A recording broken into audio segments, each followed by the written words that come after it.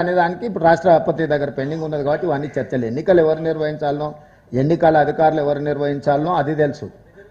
రిజర్వేషన్లు రావు, వస్తే గవర్నర్ గారు ఆమోదిస్తాం. మా పరిధిలో ఉన్న బిల్లులు, శాసనసభ ఆమోదించిన బిల్లులను గవర్నర్ గారు ఆమోదిస్తే పంచాయతీ లేదు. ఆ బిల్లులను ఆమోదించకుండా రాష్ట్రపతి గారికి గవర్నర్ గారు రాష్ట్రపతికి పంపించింది కాబట్టి ఇప్పుడు ఇది చర్చ జరుగుతున్నది.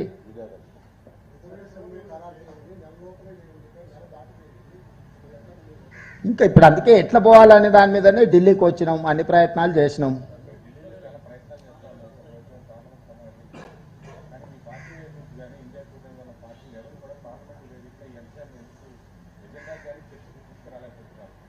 వస్తారు, చాలా విషయాలు పార్లమెంట్లో చర్చ జరుగుతున్నాయి. అడ్జర్న్మెంట్ మోషన్ ఇచ్చిండ్రు, వాళ్ళు ఆమోదించలేదు. అందుకే ఇక్కడ ఎంపీల కూటమి అందరినీ కలిసినాము, వాళ్ళందరూ కూడా ధర్నాకు వచ్చిర్రు. అన్ని ప్రయత్నాలు చేసినాం, వివిధ రకాలుగా ప్రయత్నం చేస్తున్నాము వీటిని పరిష్కరించుకోవడానికి. ఏది ఓవర్ నైట్గా అన్నీ జరగవు. నిన్న ఎన్ని పార్టీలు ఎంతమంది ఎంపీలు వచ్చినో మీరు చూసిరు కదా. ఎవరే బుర్రలేని మాటలు. రాహుల్ గాంధీ, ఖర్గే గారు ఇందిరాభవన్లో వచ్చి కూర్చొని 4 గంటలు కూర్చొని మేము ఇచ్చిన పవర్ పాయింట్ ప్రజెంటేషన్ చూసి దేశానికే సందేశం ఇచ్చారు. This is one of the best model in India, everyone has to follow Telangana model అని చెప్పి ఖర్గే గారు, రాహుల్ గాంధీ గారు సంపూర్ణంగా 4 గంటలు కూర్చొని చెప్పిండ్రు. ఆ తెల్లారి తాల్కటోరటేరియంలో దేశంలో ఉన్న వాళ్ళు అందరినీ పిలిపించి రాహుల్ గాంధీ, ఖర్గే గారు మద్దతు ఇచ్చిండ్రు. ఇది ఒక ప్రాసెస్, కంటిన్యూస్ ప్రాసెస్. ప్రతిరోజు ఈయన రాలేదు, అసలు పార్లమెంట్కి రాని ప్రధానమంత్రి గురించి వాళ్ళు ఏం మాట్లాడారు, పెండింగ్ ఉన్న బిల్లుల గురించి ఏం మాట్లాడారు. రోజు వీళ్ళు ఏం పంచాలో వాళ్ళే చెప్తారా. సిబు సోరెన్ గారు చనిపోయిన ఆ కుటుంబాన్ని పరామర్శించడానికి రాహుల్ గాంధీ పోయిన, అక్కడ నుంచి కోర్టులో కేసు పెట్టారు. తప్పుడు కేసు పెట్టిండు కాబట్టి లా అబైడింగ్ సిటిజన్గా కోర్టుకు అటెండ్ చేసిండు రాహుల్ గాంధీ. ఇంత కూడా జ్ఞానం లేకుండా అజ్ఞానంలాగా మాట్లాడితే మనం ఏం చేస్తాం, జాలిపడడం తప్ప. అర్థం పర్థం లేని ఆరోపణలు, ఆయన లేడు ఈయన లేడు, వాళ్ళు ఎవరు లేరు. మీకేం రోగం వచ్చింది, మీకేమైనా పెద్ద రోగం వచ్చిందా, మీరు చేయొచ్చు కదా. అడుగుతున్నది మిమ్మల్ని కదా. ఇప్పుడు బీజేపీ వాళ్ళకు ఏమైనా పెద్ద రోగం వచ్చిందా, ఎందుకు చేస్తలేరు.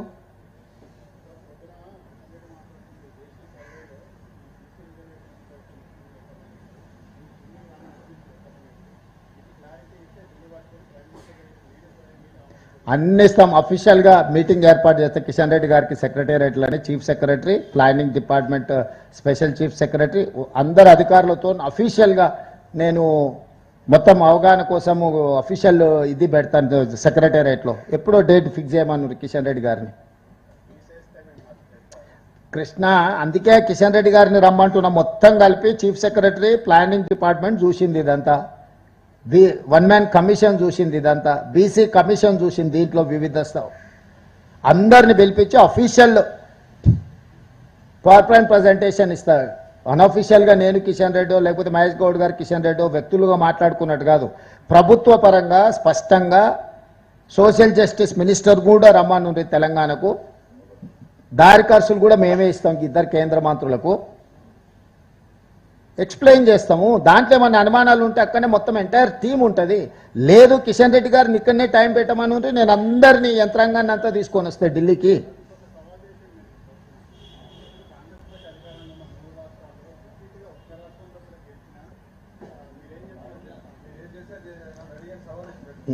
ఇప్పుడు మనం ఏం అడుగుతున్నామో ఆయన ఏం మాట్లాడుతుండు.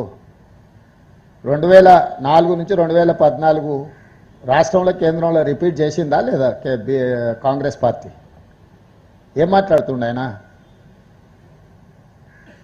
ఉమ్మడి ఆంధ్రప్రదేశ్లో భారతదేశంలో 2004, 2009 రిపీటెడ్గా 2 సార్లు కాంగ్రెస్ పార్టీ గెలిచి చూపించింది.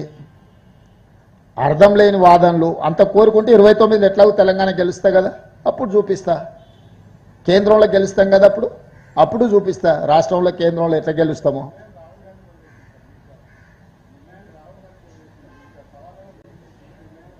దేనికోసం అంట?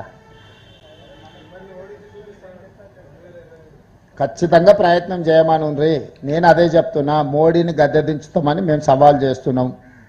దిగకుండా ఆయన ఎట్లా అడ్డుపడుతుండో పడ్డమని 150 సీట్లు దాటనీయమని చెప్తున్నా నేను ఈరోజు బీజేపీకి కేంద్రంలో.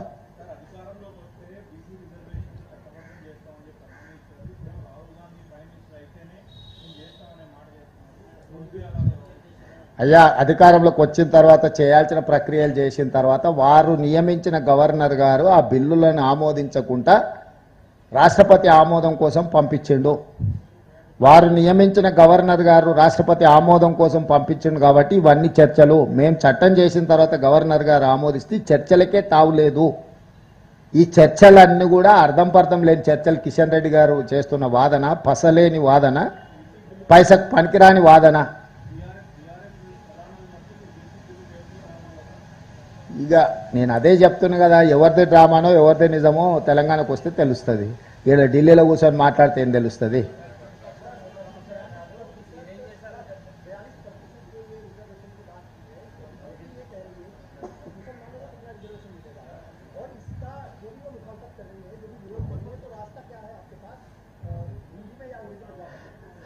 हम लोग राहुल गांधी जी जो पदयात्रा में भारत जोड़ो में वादा किया था इस देश को और तेलंगाना जनता को खासकर, तेलंगाना में कांग्रेस सरकार बनने के बाद जनगणना में जाति गणना के साथ साथ ओबीसी रिजर्वेशन 42% बढ़ाने के लिए वादा किया था।